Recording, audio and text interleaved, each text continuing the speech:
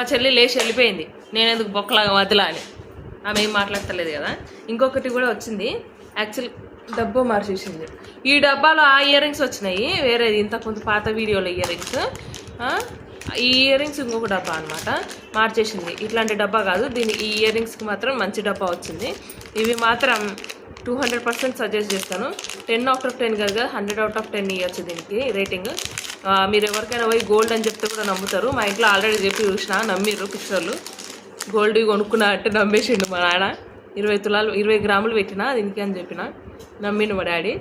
చూడండి ఎంత బాగున్నాయంటే, నిజంగా గోల్డ్ అంటే ఎవరైనా నమ్ముతారు. ఎందుకంటే బ్యాగ్ కూడా దీనికి స్క్రూ మోడల్ ఇచ్చారు అనమాట, బుట్ట ఇయర్ రింగ్స్.